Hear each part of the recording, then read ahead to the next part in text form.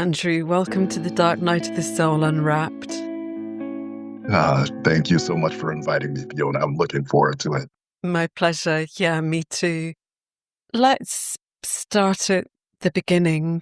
What was going on in your life around the time the Dark Night of the Soul began? Now when I look back, I honestly think there were moments where I had um, some insight, but the big moment for me happened during COVID. 2020 was when everything started to really open up my eyes, and something spiritually had happened to me in 2000, late 2020.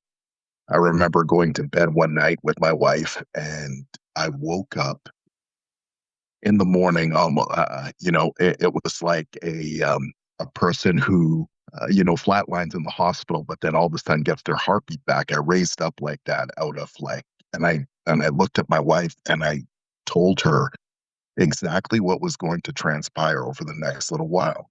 And she thought I was going crazy, of course. She's like, I'm worried about Andrew and this and that. It was that moment where my world that I thought, that I had a good grip on just started to come apart. And yes, that was the moment for me. Looking back at that now, do you have a sense of what that spiritual insight was? I refer to it as almost like a download. I never felt so strongly about something. I got up in the morning, and for some reason, this information was in my mind. I had never, ever had any moment in my life where I had doubted information that was coming to me, like, through the TV and, the news and all that kind of stuff. And this was the first time that it happened. And I was hoping, I was kind of hoping my wife was right and that I was going a little crazy and that it was not going to play out the way that I had described it to her. But as, 2020, 21, 2022, 2020, it played out exactly the way I had described it to her. And, you know, that's when my world really started to fall apart. Yeah, how was that? I mean, what did that look like, your world falling apart? What that looked like to me was everything that I was seeing, I was no longer trusting. The person who I thought I was, that person dissolved. And the inner child that wants to fit in, getting worried about getting kicked out of the tribe. I was confronted by that person, and I just felt like I had to speak what I was feeling. I couldn't hide it anymore, and that that was a big moment for me. And because of all the inner turmoil that was going on, I felt like it affected my business. I've been in the real estate business for the last 20 years, and I just started to, I guess, energetically, things didn't flow the way they were because I had changed. Like, so I was a different person. And I think people could feel that a little bit coming off of me. I was, for the first, I shouldn't say the first moment, but for the first time in a very long time, I was insecure. Like, I I felt like I was speaking my truth, but there was a lot of insecurity in me speaking it because I knew that it was going against what most people were seeing, right? Or what was being, put out there. Yeah, I mean, it's really interesting hearing all this because my Dark Night was happening, in a different time period, 2007 to 2011. But Yes. so much of what you describe about the dissolving and the insecurity and the no longer being able to function in the same way really resonates. Yes. And what you just said about not being able to, I mean, these are my words, but no longer being able to hold up that front whatever it was that we had to do in order to fit in or not get kicked out of the tribe, just for me became an impossibility. Like I just couldn't sort of perform that or be that anymore. Oh, for sure. I understand completely what you're feeling there. There are moments over the last few years where I've turned to my wife and there's a famous saying from the movie The Matrix, and I was like, oh, why didn't I take the blue pill? It's it's like the knowledge that you gain from this moment, you can't go back. You can't go back to who you were. Although there are moments where it's so painful that you wish you could have your memory wiped and just go back to the way it was before. But we go through this. I'm a big believer that we go through this because we are ascending.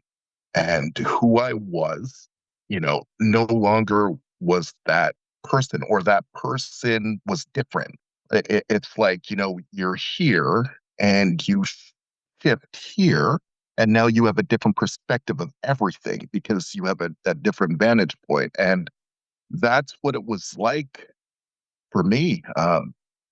Yeah, I can't describe it any more, um, any better than I've explained it to you here. Is just an inner knowing that I could not go back from, but I felt that I had to step forward because it was a big part of my evolution.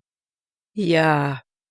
I think there's really something about that sense in it. I mean, I used to have images of being on a gangplank, like no way that you could go back. Yeah. And the sort of terror of stepping forward. For a time, it just felt like there was sort of not much movement because of being sort of stuck between those two places, as it were. Yes. Yes. Through that period of time, the most painful thing wasn't, that my life had shifted. It was once I started to audit my own thoughts. And that was when everything came tumbling down because, once that crack is there, you want to see what else, you rip it open. And I started to look at, well, if this part isn't true, what else is not true? And I started to look at all the thoughts that formed my persona, and I realized that very little of how I am perceived or how I looked at myself were my own genuine thoughts. Like it actually, that was the scary part. Yeah, what happened inside as you began that process of seeing all of that, that your own thoughts were in some way not your own? What then happened as that crack opened? What happened as I started to crack open was I was scared. I was very scared because I didn't understand who I was. So there was a moment of time where I was just lost. I was lost in the woods.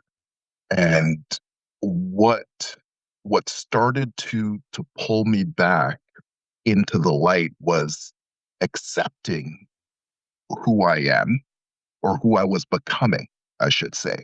So if I wasn't the person who I thought I was, that person doesn't exist, and I don't know who I am yet. Like, I had to get comfortable with sitting in this void.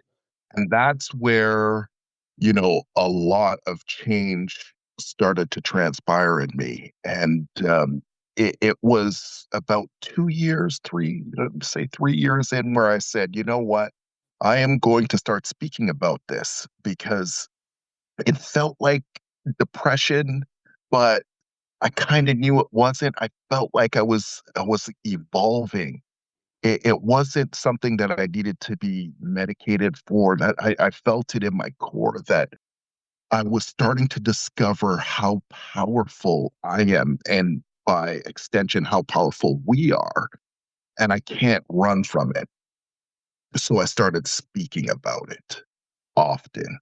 And that's when I started putting out videos, a few times per week, writing a lot on social media. And it was met with a lot of positive feedback, and it helped me to realize that I was definitely not the only one going through it. The triggers, what causes a dark night of the soul is different for everyone, but the experiences, there's a lot of similarities. It's so fascinating, isn't it? I mean, you obviously hear from lots of people about it too, and just the number of times there's the same words, the same metaphors, the same images come up time and time again. And I love what you said about that being sort of betwixt and between, like no longer being your old persona, but not yet being the new. And I think that's such a painful, difficult place to be, isn't it? I mean, for me, in the early days of that, it really felt like colossal failure.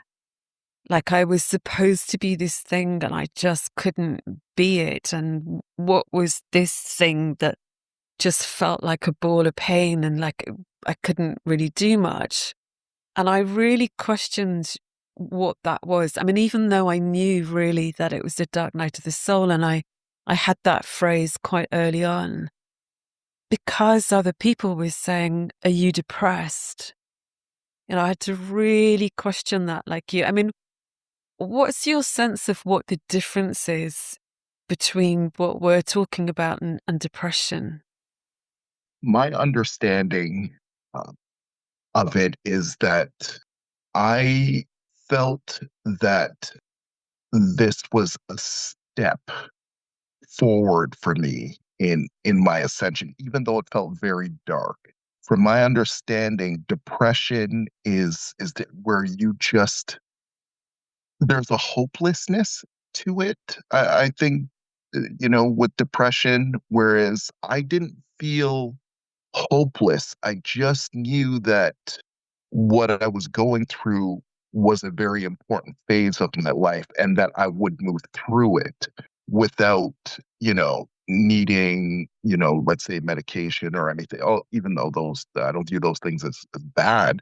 I just knew that I had to go through it with a clear mind, but I would move through it. And that's how I view it in a different way than depression. I think with depression, people feel hopelessly lost and dark, and there's no way out for them. Whereas I would say I never felt that. I always like what's going on and what's happening, and just please guide me was kind of the inner voice that I was speaking to. Guide me through this. I know this is really important and that what I'm going through is not just going to help me, but help a lot of people if we discuss it. That was how I saw it or how I see it. Yeah, I think it was similar for me. I think from early on, I had this sense that I wasn't just in a sort of a groundhog day of going over the same stuff, that there was something new coming in all of the time. You mentioned the reconnection with your inner child and all of everything that came up with that. And that was absolutely part of my experience. And I was aware that I was experiencing new levels of that. Yeah. I'd touched into working on my childhood many times in the years before, but the feeling of it in the dark night was different every time. It was as if I was seeing it from a slightly different angle, or there was a different kind of more of a rawness and viscerality to it. Yes. Yes. Yes. Exactly. I would say for me it was like all those parts of myself that I buried as a child because we bury things, uh, all those what I viewed as dark, parts of myself that I didn't want anyone to know, or you hide because you don't think you know, those things. I was confronted with it, and what helped me heal. Like I don't think it ever. I think we're constantly evolving, but what helped this a lot was I pictured myself taking all those dark things that I had felt, and it was like I was grabbing them and I was dragging them to the light and telling those parts of me that it's okay, that that I'm sorry for judging you, and I love you, even those dark parts that I tried to bury. And that was something that helped me tremendously in loving not just the parts that people see, the persona, the this and that, but also the dark parts that I had buried and wasn't comfortable showing people. That was a big step for me. That's so beautifully described. I mean, my sense of it was that those buried parts had been kind of hounding me or haunting me at the same time as being buried, right? I mean, we do our best to get rid of them in some way, but of course they're there. And when I was willing to actually do something along the lines you described, like at least give them space to be here, we discover what they actually are. I mean, I'm remembering a moment in the early days of my dark night where I wrote something like, I've been running away from it, I've been trying to get out of it, and I've just realized I don't even know what it is. So these buried parts, we actually don't have a sense of them until we do bring them into the light. These parts, these past selves, I've been shaming and blaming, and yeah. And the part that gets me emotional is when you realize that those parts of you, they were trying to protect you. And that is where, the love and the compassion for yourself just opens you wide up. And it's a beautiful moment to experience when you realize that those darker parts of you were there to protect you. And that's what it was trying to do, was trying to protect you. And it's like in the moment when you wake up, you're like, it's okay. And I love you. I know what you are doing, and I love you. And let's bring all this out into the light so that you can receive the love that you've deserved for a long time. Oh, that's so beautifully described. And I think it's such a different kind of experience of love than the idea of trying to love ourselves. Right? It's such a unnatural, like full bodied loving of us in the widest sense, isn't it? And I think that's so different to some idea of like trying to be compassionate or trying to be loving, which inevitably is coming from somewhere quite sort of skewed in some way.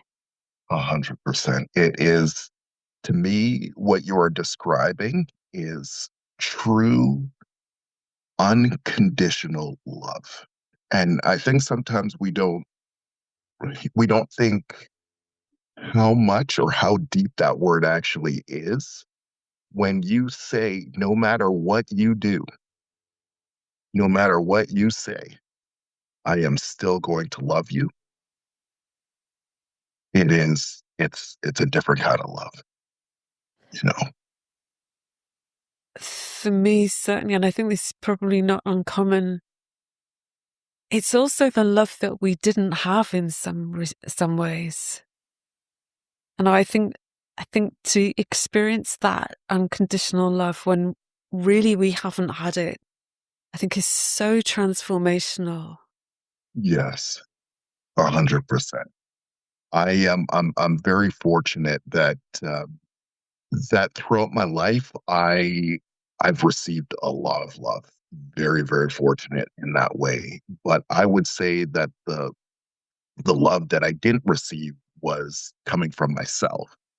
And feeling like you mentioned earlier about not living up to expectations or to the persona that we formed, that I'm this person and I'm supposed to be like this and I'm supposed to be this successful person. And, you know, and then you're confronted with it. Well, if if these things aren't going well, do you still love yourself? Are you capable of loving yourself? This is where I'm talking about unconditional love is, are you able to love yourself, the parts that aren't perfect, the parts that you've tried to bury? Are you capable of loving those parts of you just as much as the bright side, the side that wins, the side that everybody loves? And that is, like I said, it helped me a lot when I had that realization. And it's coming to me now that really the persona can't do that. I mean, No, it's just not what that is. I mean, an ego or persona just isn't that. It can't do that. So an expectation that we should that comes from that place is kind of doomed to failure, isn't it? Because that's not where that love comes from. absolutely, I mean, my absolutely. sense is that all of that has to fall apart for us to be able to even begin to touch into that. Yes, yes, absolutely. And when it all does fall apart, and you do start to love yourself unconditionally, what a collateral effect from that is you all of a sudden develop a very deep compassion and empathy for everyone else. Like, Fiona, it doesn't matter what someone believes. They could believe the opposite, the direct opposite of everything that I believe. I still hold them with unconditional love. It's a revelation that I had during this moment, that I believe, you know, that we all came from somewhere, we're all created, and that other person is just like a different version of myself and deserves like love and compassion, just the way my inner darker parts do. A unconditional, no questions asked, understanding and empathy. I'm remembering a moment when I touched deeply into the sense of mattering. I think there'd been a long unconscious belief in that I didn't matter in some way, and touching into that, my own mattering opened up the completely unconditional mattering of everybody. Yeah. And similar to the way you Yes. just described. And of course, we're not saying on a sort of on a relative level, yeah, there's going to be disagreements, or but that fundamentally every human, all of life just matters profoundly. We can like to think that we think that, but I think until that really lands in our kind of embodied experience, that's difficult to really grasp. It is difficult, and I don't think we'll ever perfect it. But I think the awareness of it is a worthy goal.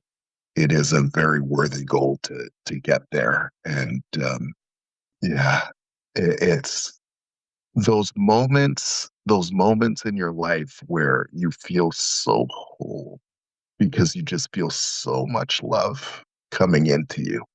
You desire nothing because you feel like you have everything in those moments.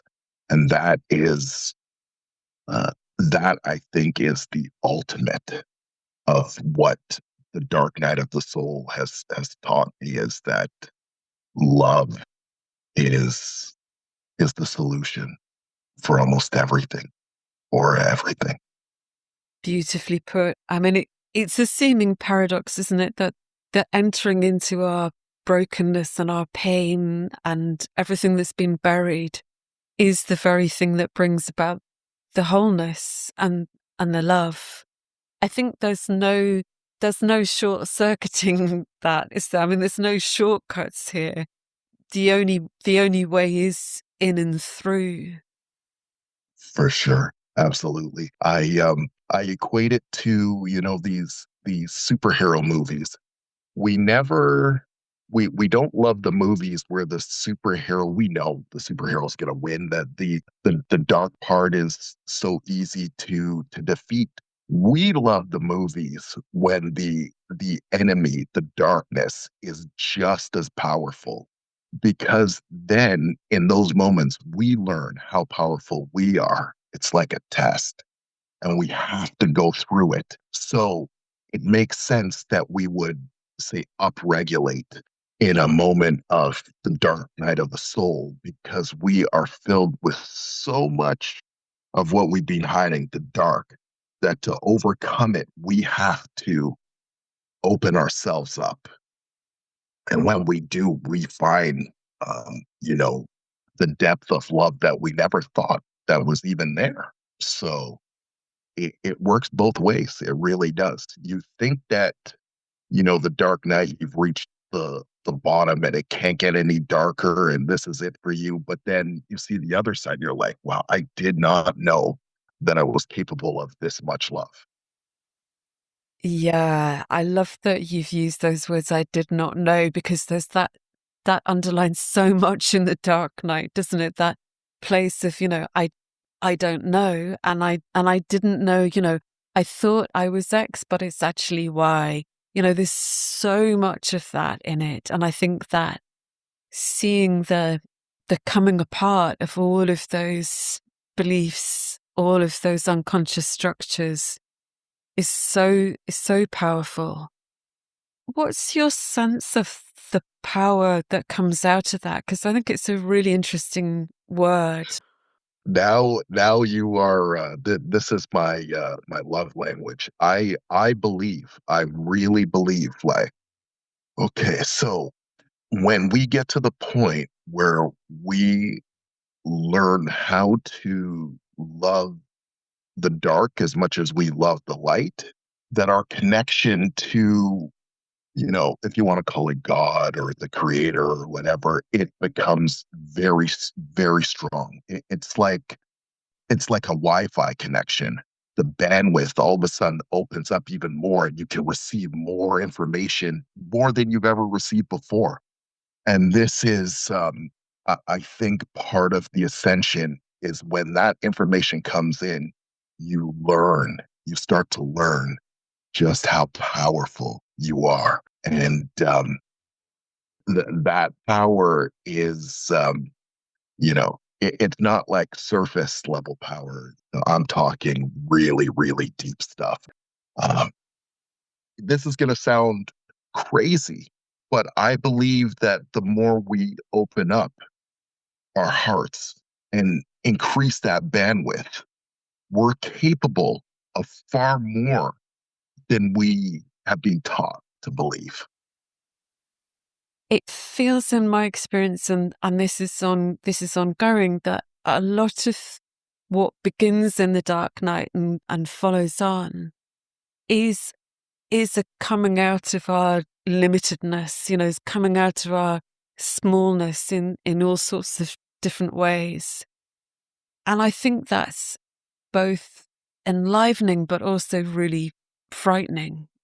That it feels like we're stepping beyond what's been known, not just by us personally, but somehow that we've been in these sort of for generations we've been kept in a certain smallness in all sorts of various ways.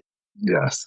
And that beginning to sort of actually come into a sense of like, oh, could be this. And the nature of the power feels to me very natural, like it's the power of the earth. It's not power over or domination or that kind of power, No. but the power of, yeah, I mean, I'm thinking volcanoes or waves or, that kind of Yes. power. You feel a deep connection to everything. I have she's a client of mine that, when going through this process, I started talking to people about it, and I had this lady who wanted to talk to me. So I took her on, and her coming out of the dark night or experiencing her dark night was in 2020. She stepped out of her home and she was just overwhelmed with what she felt, a deep connection to everything, to the grass, to the trees, to the water, to every. She said she's never, ever felt anything like it in her life. But that was the beginning of her dark night because she then knew, like, oh my God, it's like reaching this high like say from a drug or a psychedelic, and then you try to get that high again, but you can't. You don't know what you did to experience that, but you know you want to experience it again because you have never felt anything like that before.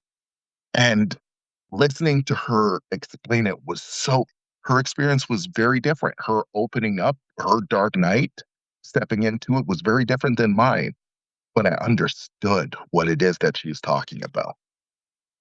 Yeah, it's so fascinating to me how the route in is different for each of Mhm. us. And yeah, I think quite often people come into it through that initial, whatever we want to call that, awakening or connection, or and then it unfolds. It's almost sort of, you get to see the end almost, or you get to see where you're evolving towards.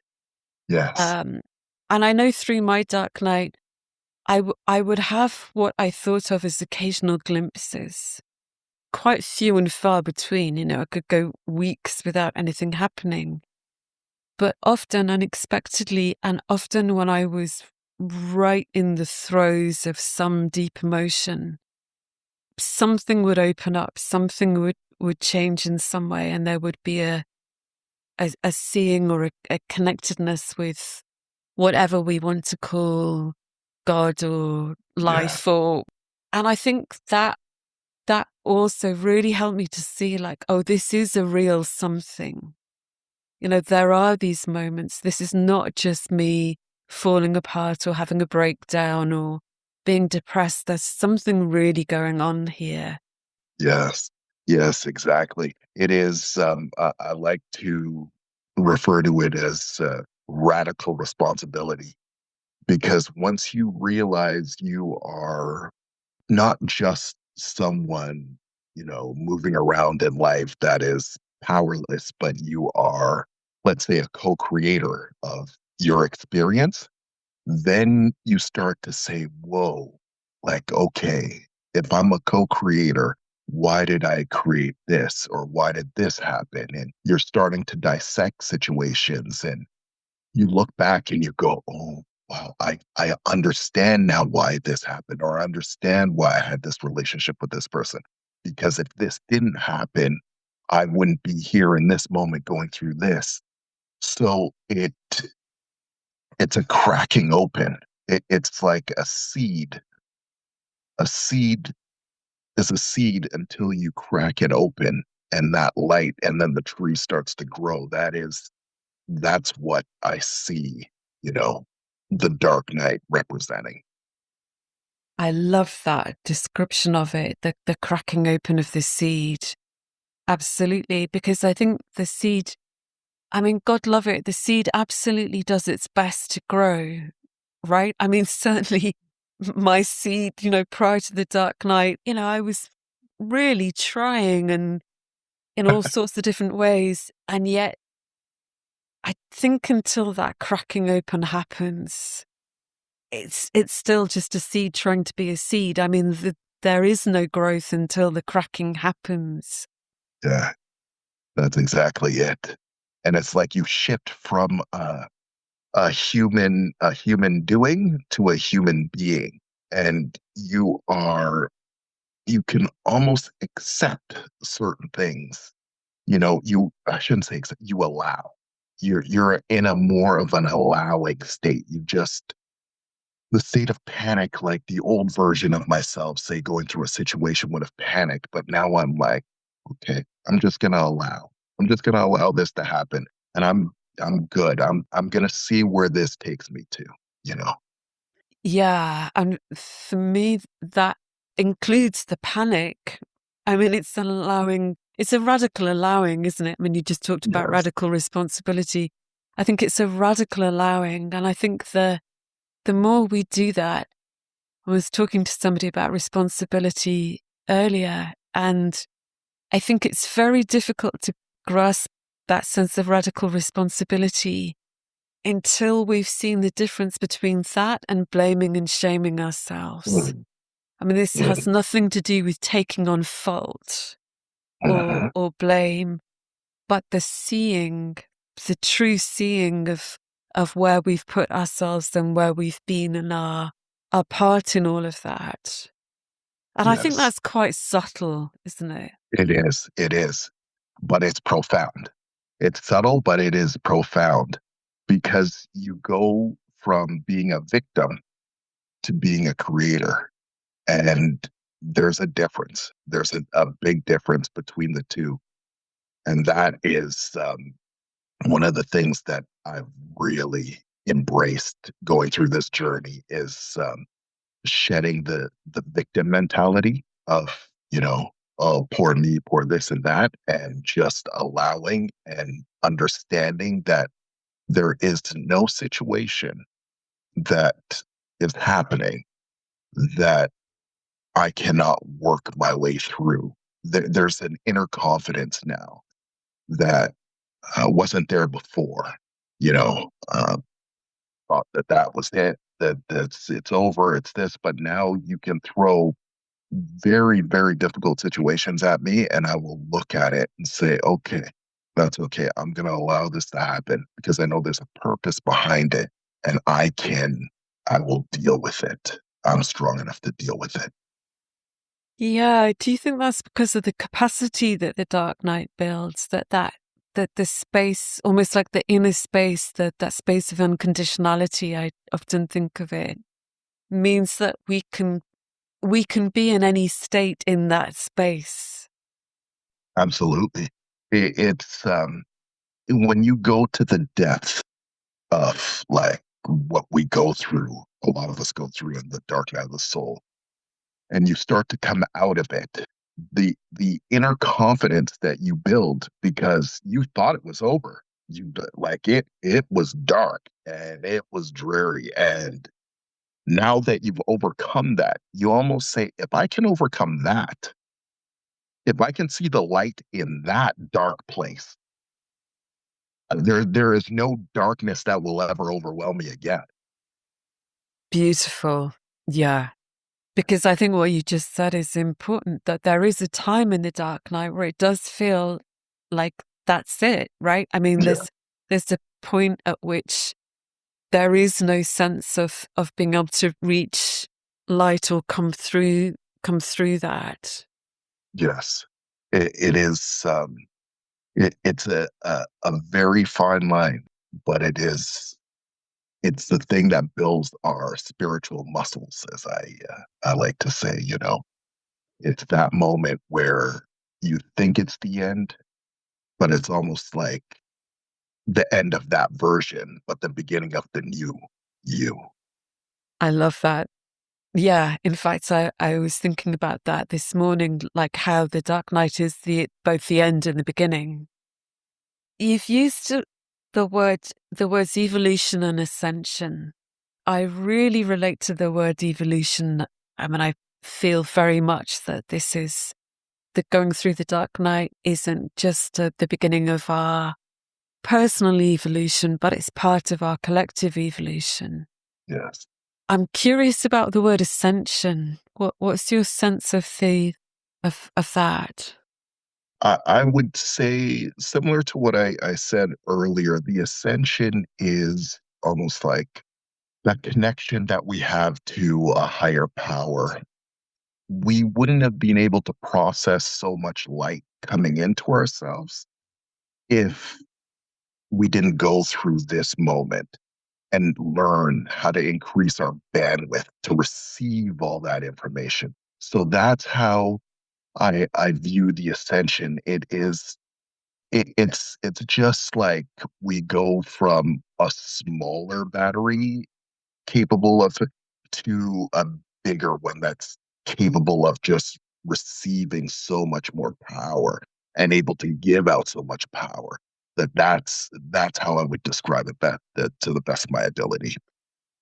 I love that. I mean, the idea of going from a smaller battery to a big battery, or just in a massive increase in bandwidth, that Yes. really makes a lot of sense. Yes. And my experience subsequent to the Dark Night is that we're kind of at the edge of that bandwidth. That keeps on increasing. That there's often a sense of like, oh, this is right at the edge of my bandwidth, and then we stay with and we stay with, and it opens up more. Oh yeah. And the best part about it is we think that this is it. Like we're like, oh, but there's more. There's more. That just don't get the idea that because you come out of it or you're going through it, you feel like you're on the like it's over. It's not. That's another part of you that you understand that this is an ongoing journey. This is an ongoing thing. And we're always going to be learning. We will never ever reach the end of it. But that's what makes life so beautiful. Absolutely. I love that we're laughing about this because I Yes. think sometimes, especially when people are in the early phases of that, of the Dark Knight, the longing for the end of it is really strong, isn't it? That longing for it to stop. And I really get that because that was absolutely my experience.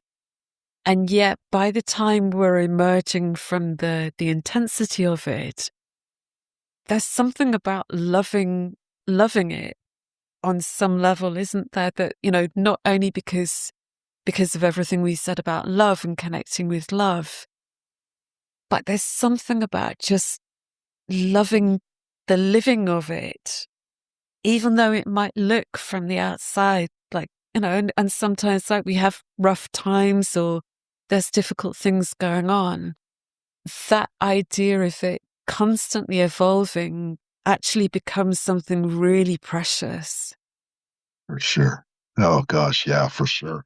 It's like people who love the gym. Like a lot of people don't really want to go. It's tough to commit all the time, but that going there and over and over and over again, you're building something. You're building like your muscles, and we're building in the dark night of the soul our spiritual muscles, and we're being shown how powerful we are. So how can you not love? It's difficult to explain to someone who's say just at the beginning of it, but as they start to come out and they start to realize their power, you you're going to really appreciate going through it because you wouldn't be the person you are now if you didn't. You wouldn't be this vessel of light if you didn't go through it. So, yeah, for sure. I completely understand. I'm really enjoying the idea of spiritual muscles. I love that. I've recently started going to Aikido, just at the Yes. beginning of it, but it's Yes. very interesting to be using my actual physical muscles Yes. and how that actually is sort of looping back into spiritual muscle, because obviously that I think that's also part of doing a martial art. Is there more that you could say about what you think that spiritual muscle is? I mean, we've talked about capacity, but yeah, do you have? I really, I think that moments in our life we've had, a little peek at our power here and there, but we never really embraced it. We just thought, nah, it's just a passing, fleeting thing. But I believe that the longer we go, that love is not just it's not just a word. It's a frequency. It's a frequency that, you know, you can walk into a room of people you don't know, but yet you can feel people who you just without them even saying a word, you know. It's like you feel their heart, their electromagnetic field. It's not just an emotional word. It is actually like something that is scientifically able to be measured. And I think that the more we dig into that and the more we open up, the more powerful we become as human beings, as light beings, able to accomplish things that we never thought were possible. I think a lot of the shedding of what we go through in a dark night of the soul is realizing that we're not these fragile, like meat sacks. We're way more than that. We have a soul, and it is very powerful. Beautiful. I think for me, there's something in that sense of spiritual muscle in terms of resolve, like a certain sort of resolve and a commitment that says, I am going to stay, like, come what may, like, whatever comes in this process. And a sense of not only the feeling of things, which obviously is really a big part of this, but the seeing and facing of the nature of things too, with a kind of, I've thought about it sometimes as a kind of ruthless honesty, like staying and looking rather than looking away. Yes, And obviously there are times when I've looked away because sometimes it's overwhelming, but being that sense of being willing, having the muscle to just keep on coming back, like day in, day out, yeah, saying, yes, I'm resolved to stay for whatever comes. yes. You are. If we didn't look away sometimes, or if we didn't feel weak at moments, we wouldn't be human beings. So looking away and feeling weak at moments is, I just feel it is part of the human journey. But the awareness now, you can't look back. You know how powerful you are now, Fiona. You can't unknow it. So that is key in understanding this evolution, this spiritual upgrade that we're going through, is the awareness that you can you can take in a lot, but you can also deliver and open up a lot yourself. Yeah, and I think that's one of the things that at the beginning we have no sense of, do we? Because it feels like we've come, So collapsed and even smaller than the old persona. We feel completely incapable. I mean, if somebody had told me 17, 18 years ago what I would be doing now, I mean, I would not have believed, I mean, I would have been delighted, but I would not have believed it, not yes, a word of it, yes, because from that place, it feels like you have nothing. I mean, certainly nothing to offer.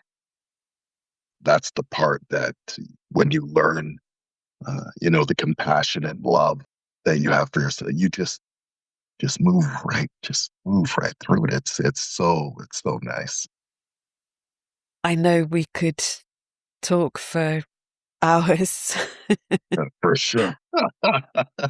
There is one more question I'd really love to ask, which is for anybody who's right in it just now, what would you like to share?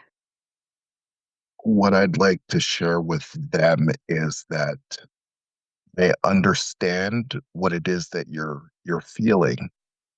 I didn't experience or will not experience exactly what it is that you're going through, but I'm aware of how dark it can feel. And I just would let them know that even if they take a small step towards loving themselves a little more and embracing those parts that they've been hiding or ashamed of, if you can pull it into the light and give it the same unconditional love you give to the parts that you do love about yourself, you will move through this and you will become far better than you ever could have imagined. Beautiful. Is there So, anything else you'd like to share or anything it feels like we've missed? no, I feel like we've gotten everything that's on my mind, and you have a great way of pulling out stuff that I didn't even think was there. Yeah, I appreciate the questions. It was really nice talking to you. You too. Thank you so much. Thank you, Fiona. Take care. Take care.